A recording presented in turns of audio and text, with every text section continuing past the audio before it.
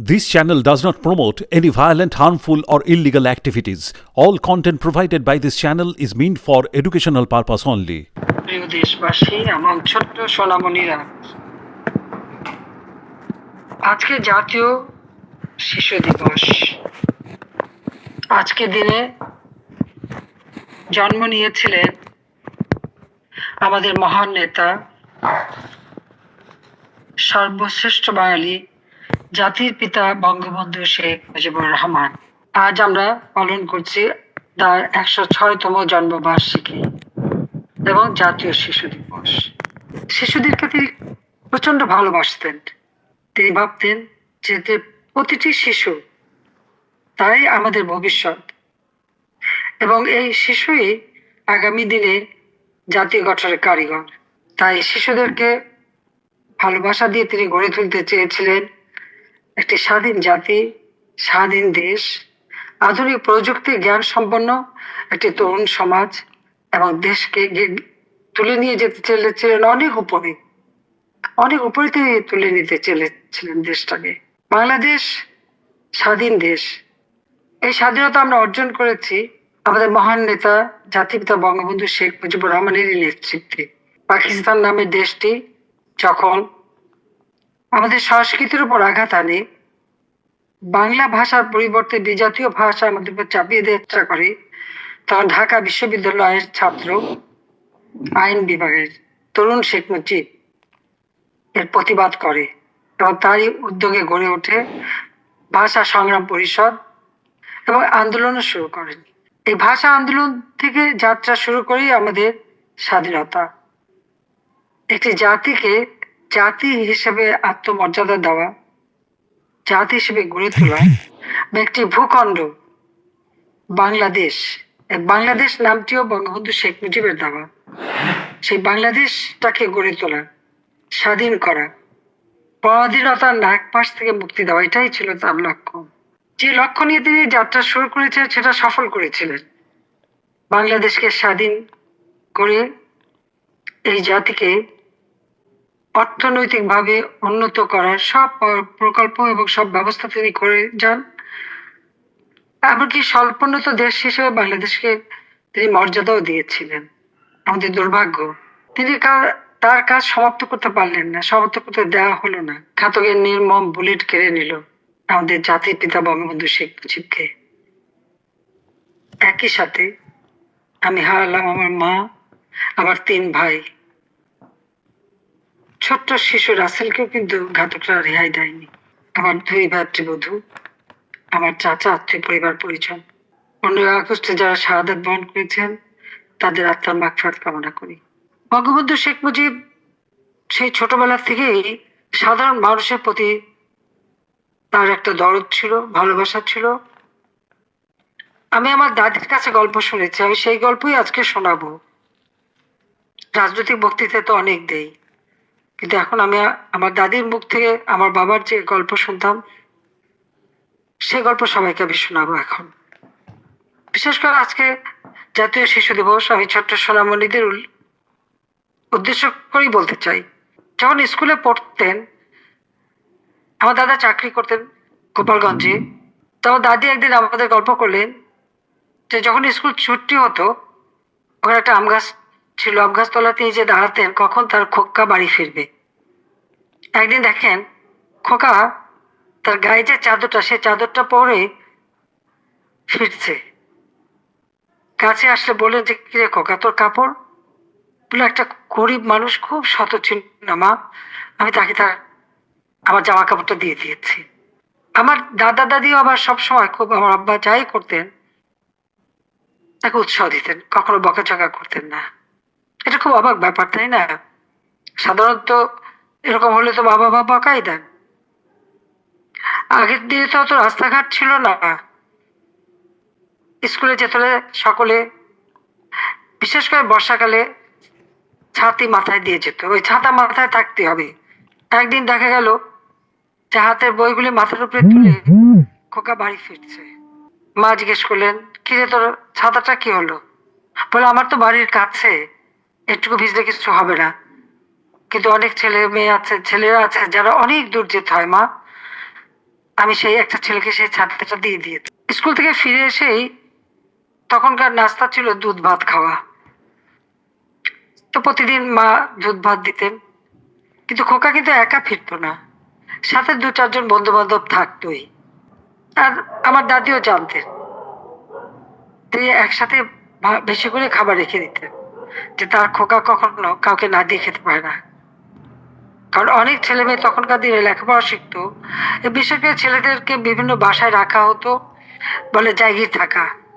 তো সেখানে খুব নিয়মিত খাবার দেওয়া হতো, স্কুল থেকে ফিরেই যে খাবার পাবে তার কোনো নিশ্চয়তা ছিল না। খোকা গল্প ছড়ে তাদের কাছ থেকে যখন শুনতো, তখন তার মনটা কাঁদতো, এবং সেইভাবে সেই খাবারও তিনি ভাগ করে খেতেন। একবার খুব দুর্ভিক্ষ দেখা দেয়, তখন সবাই গ্রামের বাড়িতে টুঙ্গিপাড়া, কারণ এই টুঙ্গিপাড়াতেই তো ছোট্ট খোকার জন্ম। টুঙ্গিপাড়ার ওই সবুজ শ্যামল ছায়া ঘেরা একটি গ্রাম, একদিকে তার বাইগান নদী, অপরদিকে মধুমতি নদী, মাঝখানে বাইগান নদী আর মধুমতি নদীর সংযোগ খাল, এরই ভিতরে টুঙ্গিপাড়া বসতি।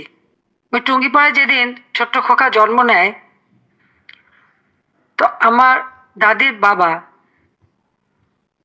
তিনি আমাদের ওই অঞ্চলে সকল ওনাকে বড় মেয়ে বলেই ডাকতেন। ছোট্ট খোকাকে কোলে নিলেন, কোলে নিয়ে মেয়েকে বললেন, তোর ছেলের নাম রাখলাম শেখ মুজিবুর রহমান। একদিন দেখবি তোর ছেলের জগৎ জোড়া নাম হবে।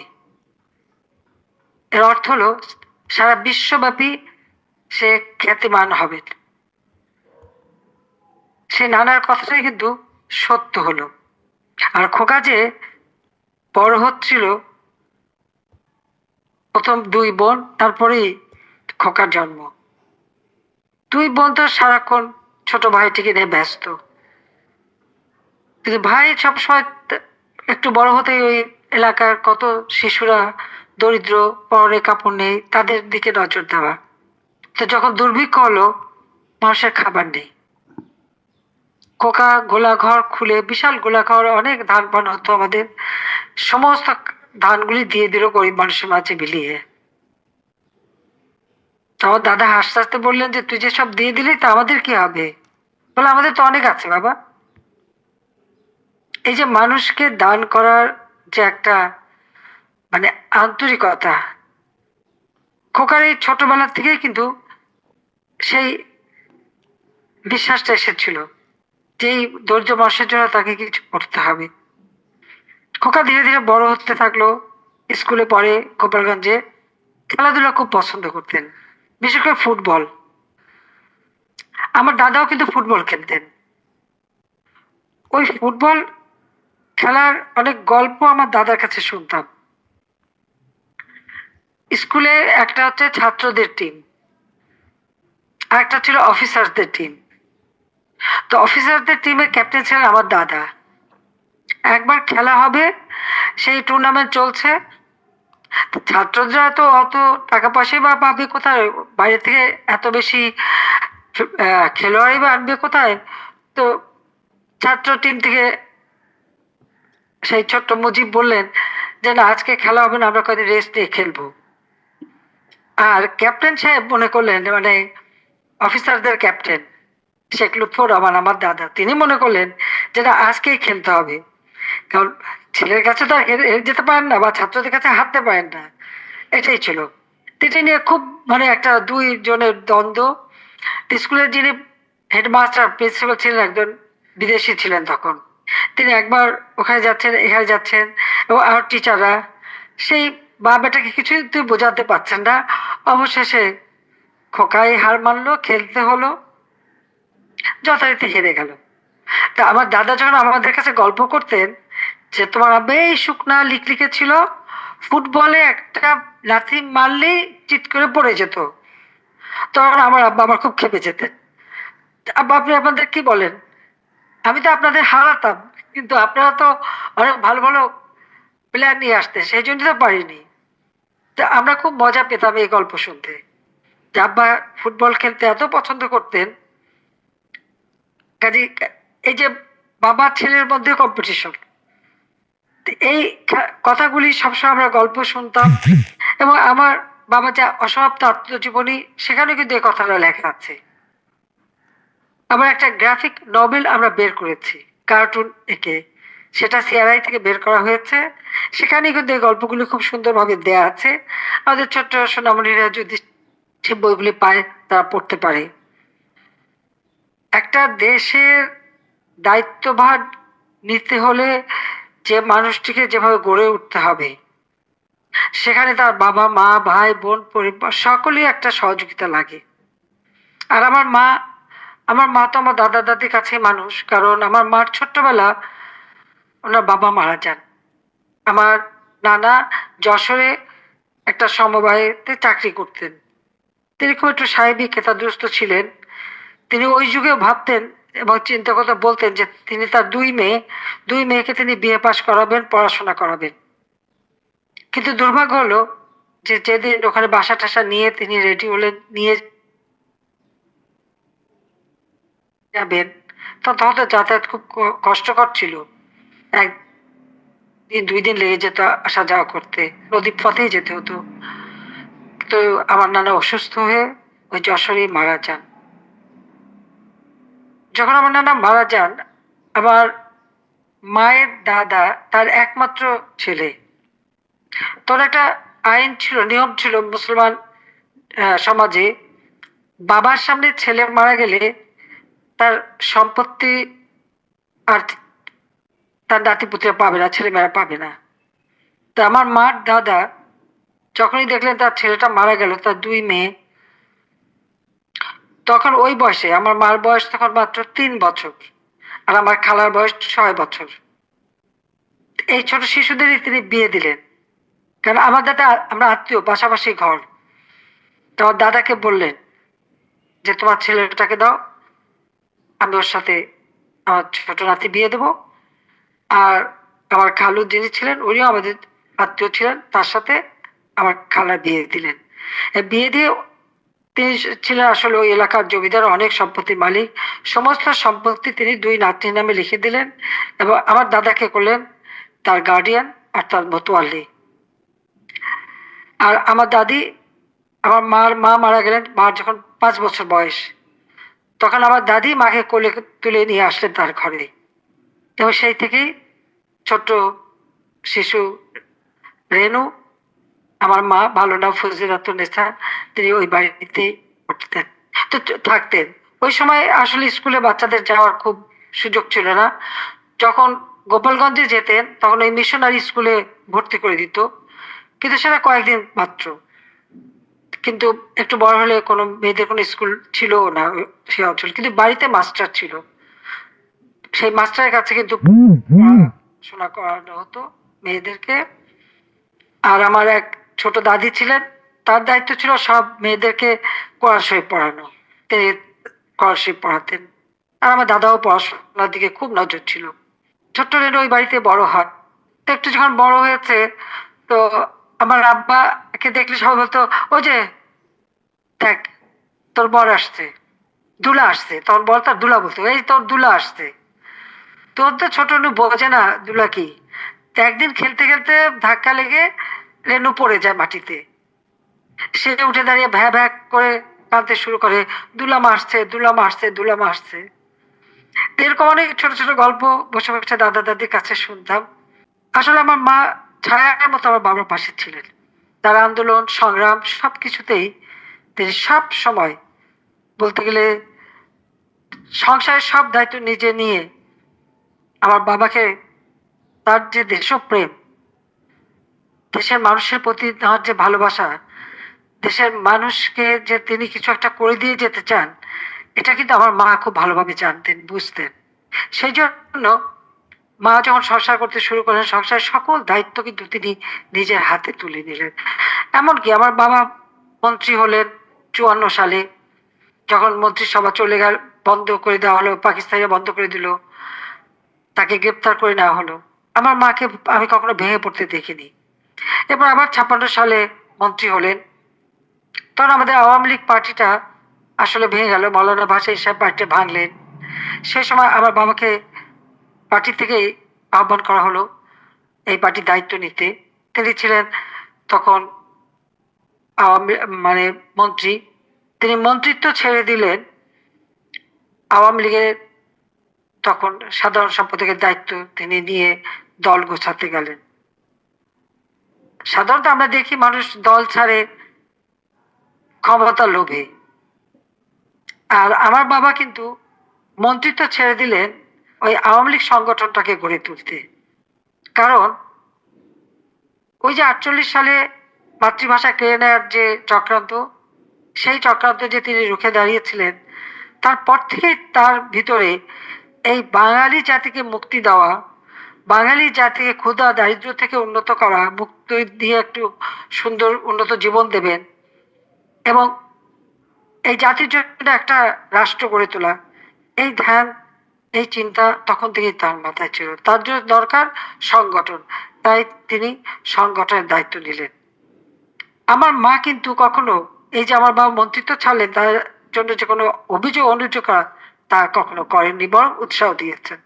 আজকে আর কেউ বেঁচে নেই, ঘটনাচক্রে আমরা 2 বোন বেঁচে গেছি। এই বাচ্চাটা যে কত কষ্টের, যারা আমার মতো আপনজন হারায় তারাই বুঝতে পারে। তারপরও আমি দায়িত্ব নিয়েছিলাম, কারণ আমরা বিদেশে ছিলাম, জার্মানিতে। এরপর আমরা রাজনৈতিক আশ্রয় নিয়ে ভারতে থাকি। 6 বছর পর দেশে ফিরতে সুযোগ পাই। সারা বাংলাদেশ আমি ঘুরে বেড়াই। একটা যুদ্ধ বিধ্বস্ত দেশ, অল্প সময়ের মধ্যে প্রত্যেকটা ধ্বংসপ্রাপ্ত স্কুল মেরামত করে দিয়ে, রাস্তাঘাট পুল ব্রিজ মেরামত করে দিয়ে এই দেশটাকে গড়ে দিয়েছিলেন আমার বাবা। কিন্তু আবার এসে দেখি সেই দেশ আবার এসে ক্ষুধা দারিদ্র্যে জর্জরিত। সেখান থেকে কিভাবে মুক্তি দেব, আমার বাবার যে আকাঙ্ক্ষা সেটা পূরণ করবো, সেই লক্ষ্য নিয়ে কাজ শুরু করি। ক্ষমতাটা আমার কাছে কোনো ভোগের বস্তু ছিল না, এটা আমার কাছে একটা দায়িত্ব, যে দায়িত্ব বোধটা আমি আমার বাবার কাছ থেকে পেয়েছিলাম। তিনি সবসময় বলতেন, দেশকে ভালোবাসো, দেশের মানুষকে ভালোবাসো, সেই ভালোবাসা হবে নিঃস্বার্থ। আমি এটা বিশ্বাস করতাম এবং সেভাবে দেশকে গড়ে তুলেছিলাম। সেই স্বল্পোন্নত দেশ থেকে দেশকে উন্নয়নশীল দেশে উন্নীত করি, ডিজিটাল বাংলাদেশ গড়ে তুলি।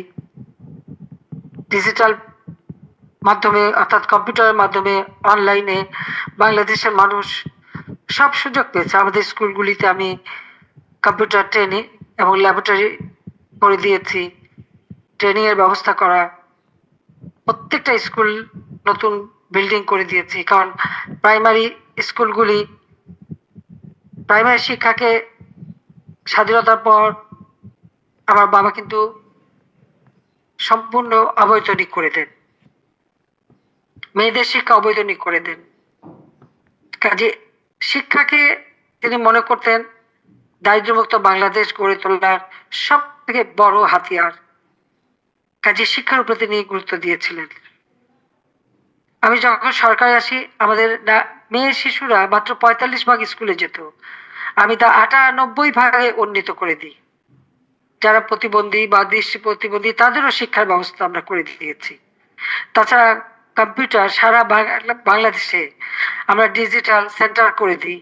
কম্পিউটারের মাধ্যমে ভর্তির ফর্ম, চাকরির আবেদন, ভিসা ফর্ম, জন্ম নিবন্ধন, পরীক্ষার রেজাল্ট, স্কুলে স্কুলে কম্পিউটার ল্যাব করে দিয়ে সেখানে শিক্ষাটা যেন দৃশ্যমান হয়, আধুনিক প্রযুক্তি জ্ঞান সম্পন্ন আমার শিশু গড়ে ওঠে, তরুণ সমাজ গড়ে ওঠে, সেইভাবে আমরা গড়ে তুলেছি।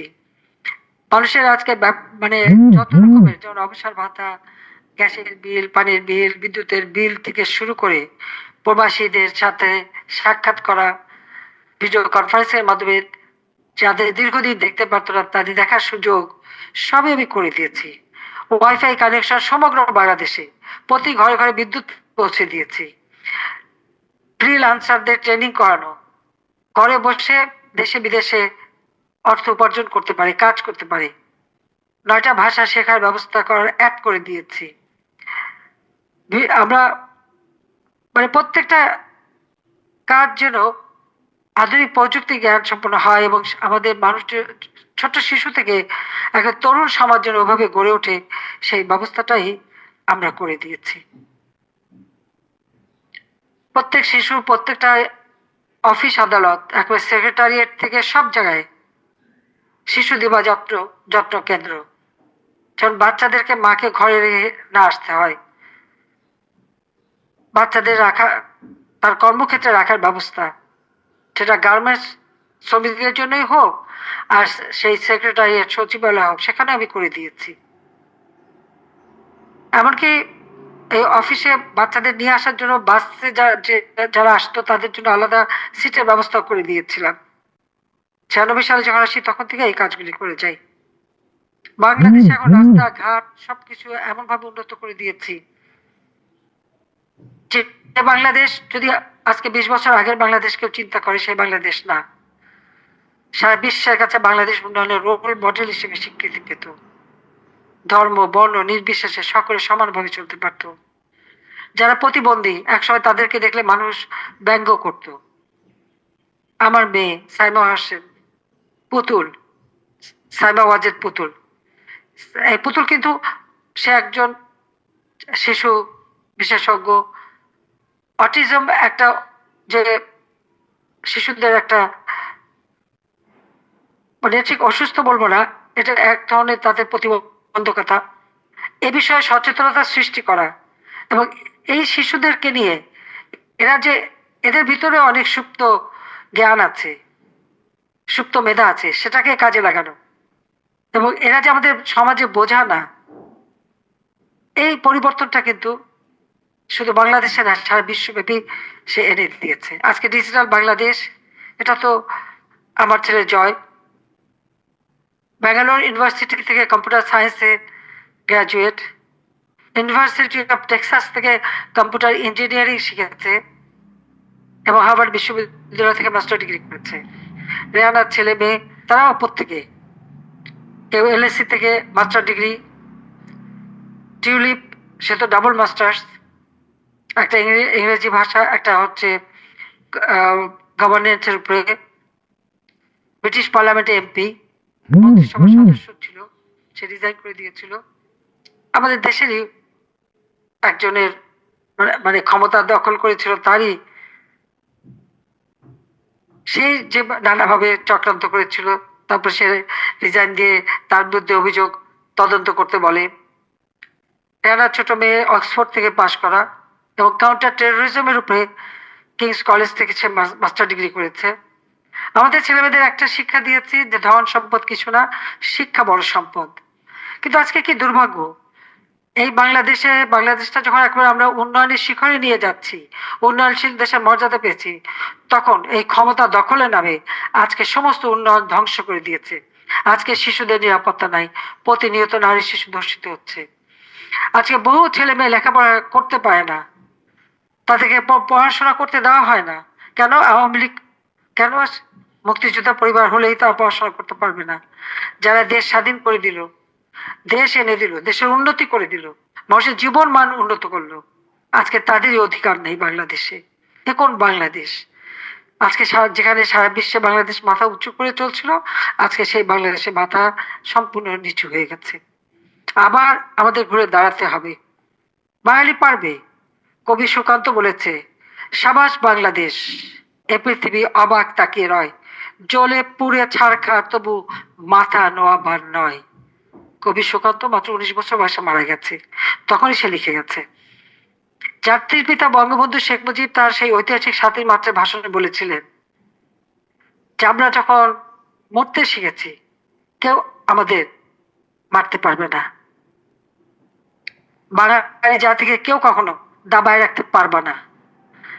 তাই আজকের শিশু আগামী দিনের ভবিষ্যৎ নাগরিক, আজকের তরুণ আগামী দিনের কর্ণধার। মুক্তিযুদ্ধের চেতনায় দেশকে ভালোবেসে, দেশের মানুষকে ভালোবেসে, সকল ষড়যন্ত্রের জাল ছিন্ন করে এই বাংলাদেশকে আবার আমাদের উন্নত করতে হবে, সমৃদ্ধশালী করতে হবে। আমাদের লক্ষ্য ছিল 2041 সালের মধ্যে স্মার্ট বাংলাদেশ করব, স্মার্ট বাংলাদেশ ইনশাল্লাহ আমরা গড়ে তুলব। এই কালো মেঘ কেটে যাবে, নতুন সূর্য উদিত হবে। আমাদের আজকের শিশুরাই আগামী দিনে এই বাংলাদেশকে মুক্তিযুদ্ধের চেতনায় অসাম্প্রদায়িক বাংলাদেশ, উন্নত সমৃদ্ধ সোনার বাংলাদেশ, স্মার্ট বাংলাদেশ গড়ে তুলবে। ছোট্ট শিশুদের জন্য আমার দোয়া ভালোবাসা জানিয়ে আর জাতির পিতা বঙ্গবন্ধু শেখ মুজিবের প্রতি শ্রদ্ধা জানিয়ে আমার বক্তব্য শেষ করছি। জয় বাংলা, জয় বঙ্গবন্ধু, বাংলাদেশ চিরজীবী হোক। খোদা হাফেজ।